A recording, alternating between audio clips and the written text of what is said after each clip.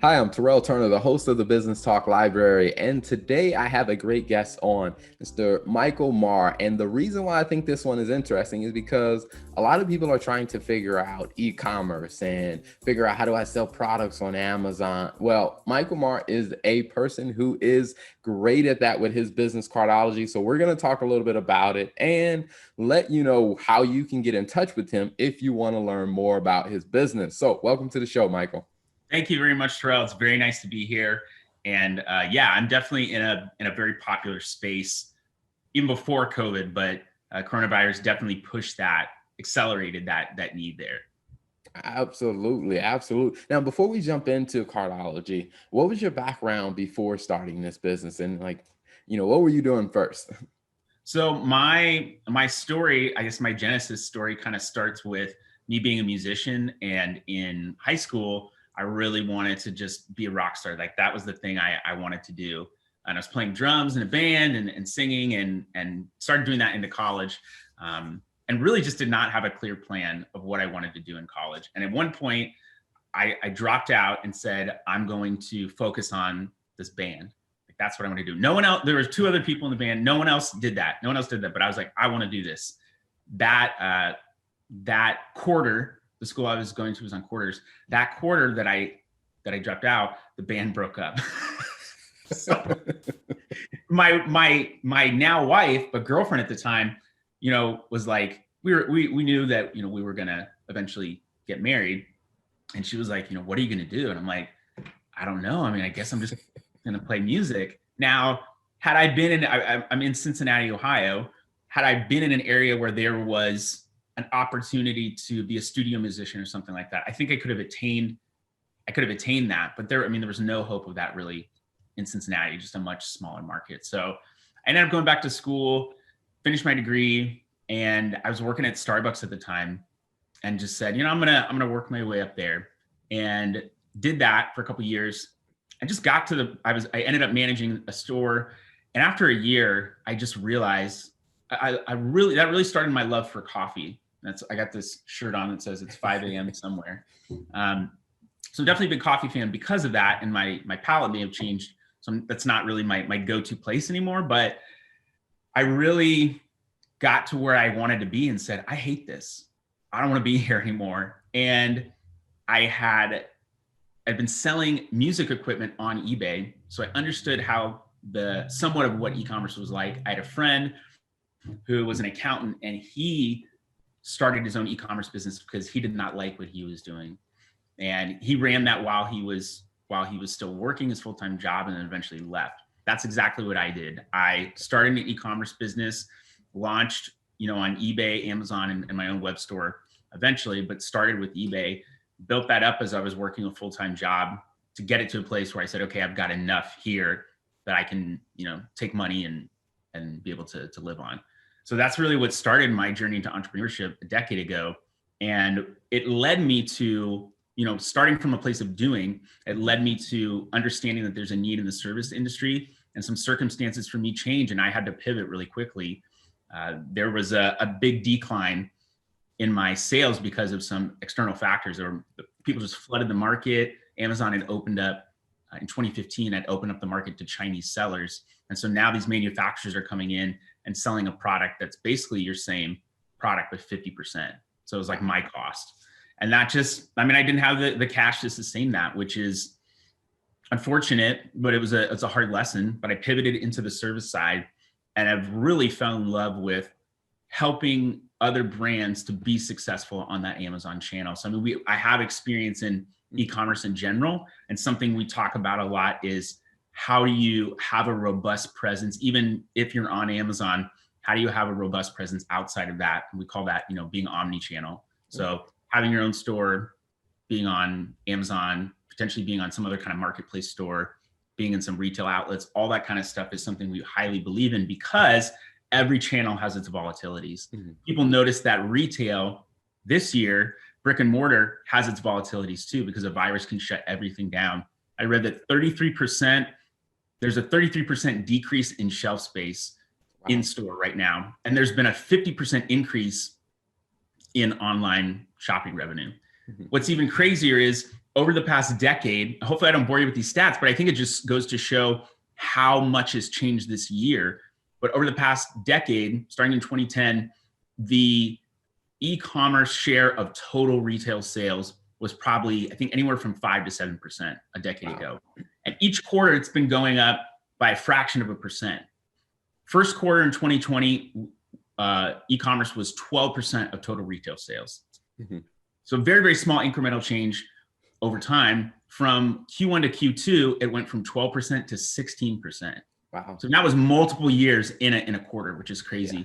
What I've heard, and I have yet to validate this, but what I've heard is that by the end of the year, e-commerce is supposed to make up 25% of all retail sales, which is just, I think it was going to get there eventually, maybe in 5 years or so.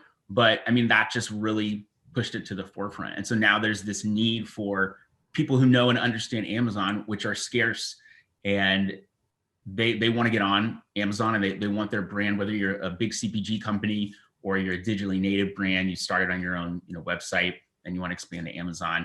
Everyone has this need and this desire to get on.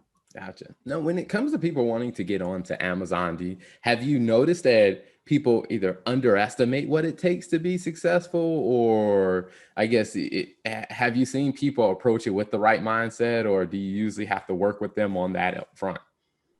I'm curious, what do you think people come in with? What would you guess, just based on what you know? Do you think people would underestimate, or you think they would come to the table knowing and prepared? I would say, based on my experience of working with just entrepreneurs in general, when they want to start a business, I think, a common thing that I've heard a lot of entrepreneurs we've had on the show say is, man, if I knew all that was entailed before I got started, I probably would have done something different. Yep. That is so spot on. And I would say it's not a fault to those brand owners, because Amazon has some similarities with digital marketing, with SEO, with all these components, but it is a holistic unit. So everything you really need, albeit a couple things, are really internalized in Amazon. And if you don't know and understand that platform, you're going to log on to the platform and go, what do I do? Just like I used Slack. I signed up for Slack, like 3-4 years ago.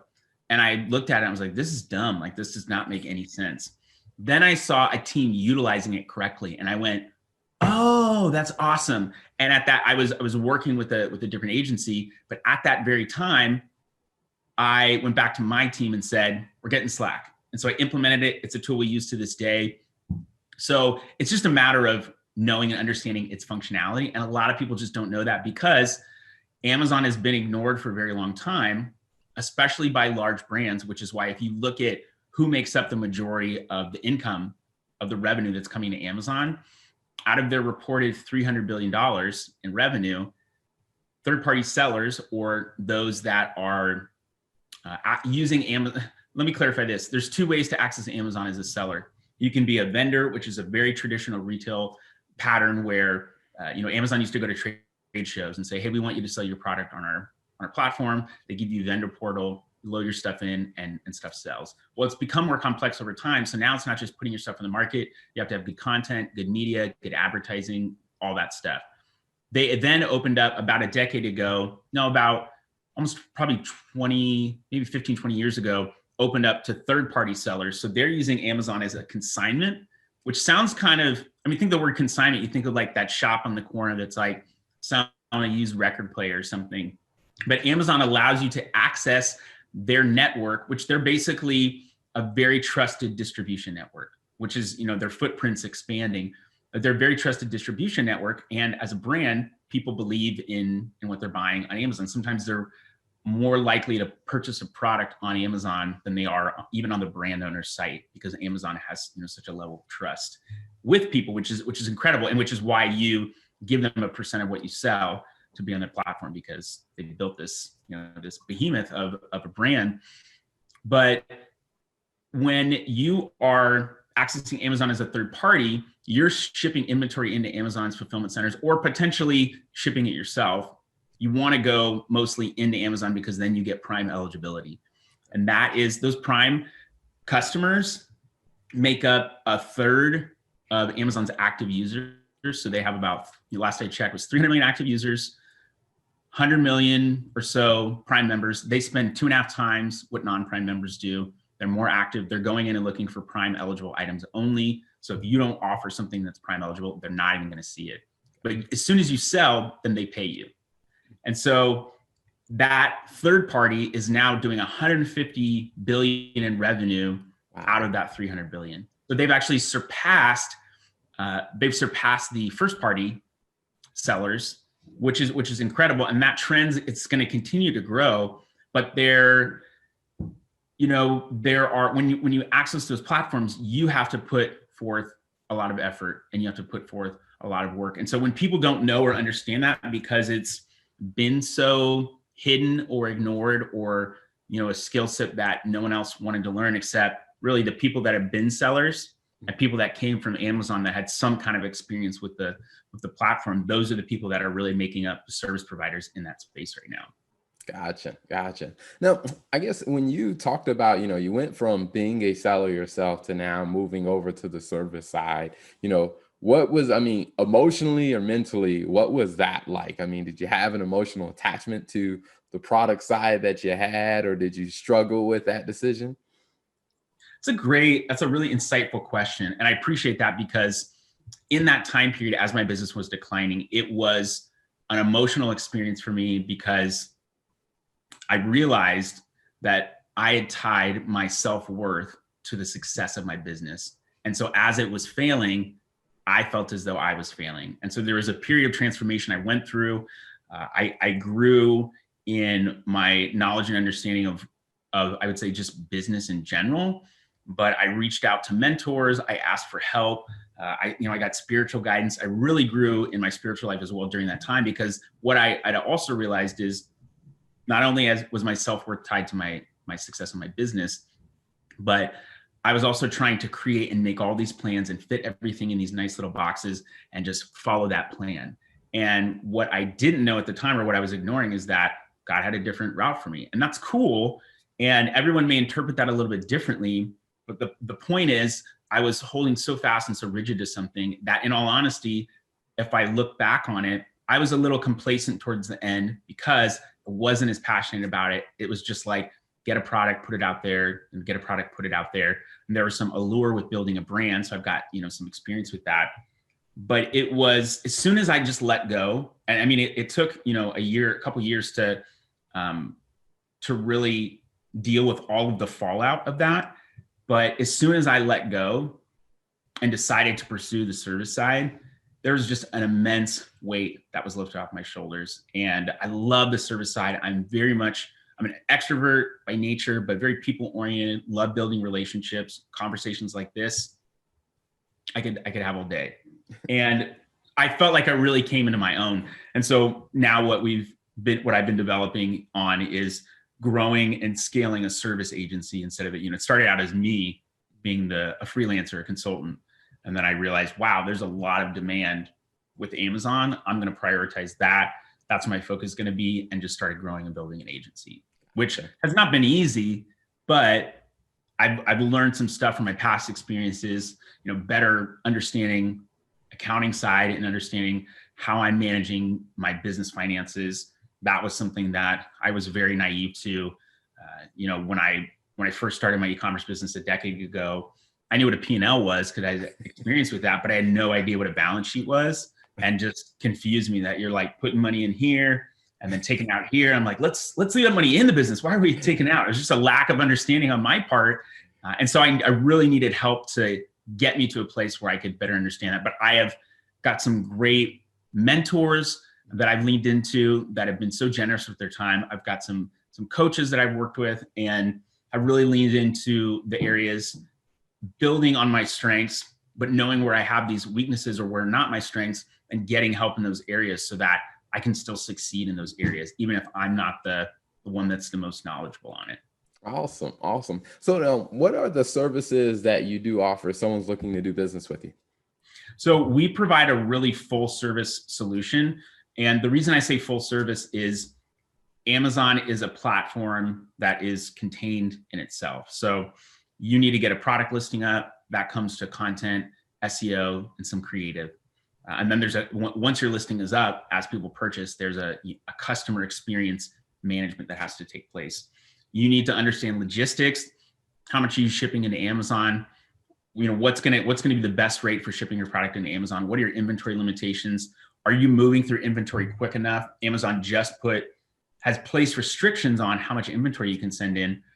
And so they give people some limitations, but they just this quarter placed restrictions on how much you can send in. Some people are getting limited to 200 units. If you're used to selling 500, and having 3 months of inventory in, you now can only store a month, and that could potentially hurt your business. You have to know and understand advertising, how to set up campaigns, how to optimize those, which is if you're in Amazon and you don't know Amazon, like that's totally understandable. Even people that are in Amazon don't fully understand the advertising side. So that's like an even greater skill set. That's a subset of, it's like retail, e-commerce, Amazon advertising. It's just this stepping ladder of I would say difficulty and subject matter.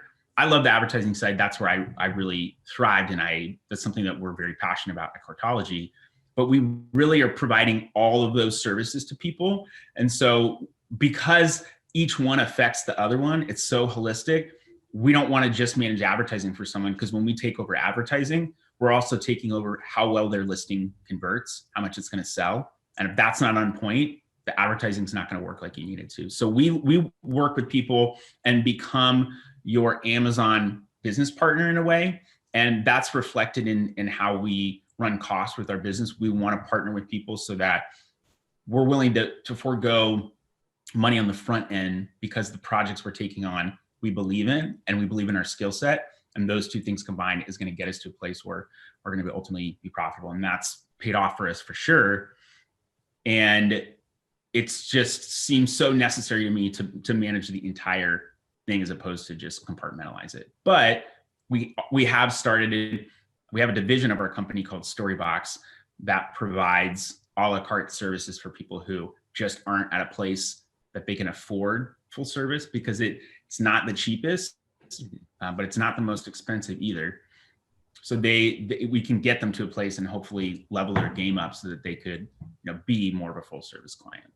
Gotcha. Awesome. So if someone's looking to do business with you, where can they find you online, or where can they find you on social media? Yes. So you can find us at thinkcartology.com.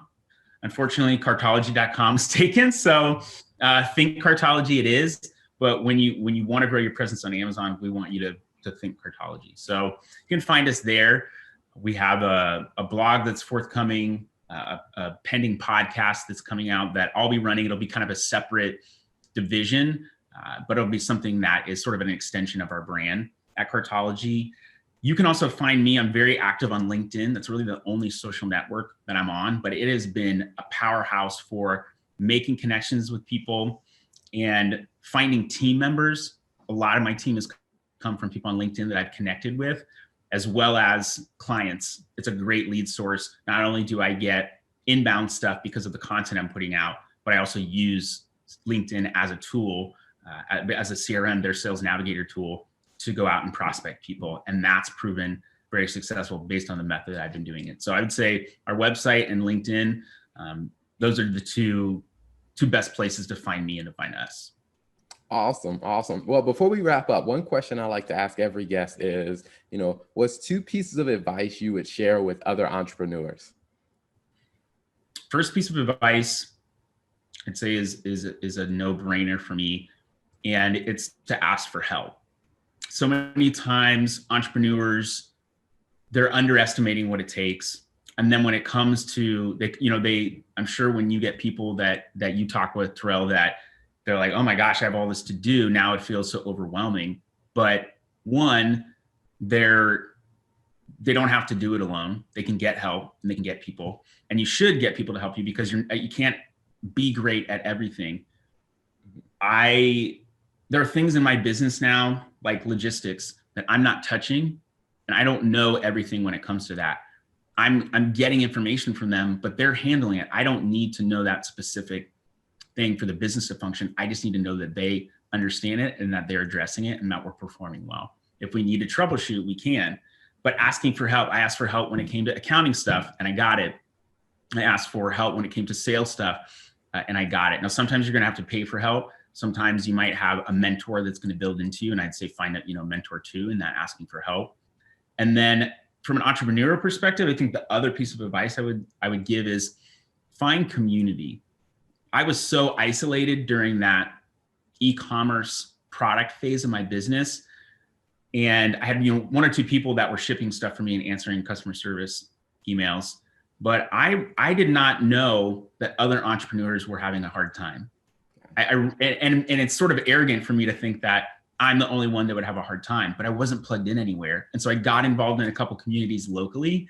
And the first one that I went to, which is a community that I'm still involved with to this day, and I'm now able to come in and talk about Amazon and be helpful to other entrepreneurs. I heard someone on stage saying, I was just having a terrible day. And what I realized is I wasn't failing, it was just hard.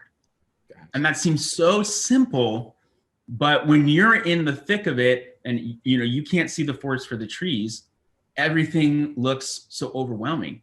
But it's going to be hard. Nobody said it was going to be easy. And there's a lot of cliche sayings that we could say, but it takes effort. And there's a reason why not everyone is successful at each venture. There's a reason why people aren't successful at playing instruments, because they didn't want to commit the time to practice, and that's okay. Or it wasn't a passion of theirs, and so they went elsewhere.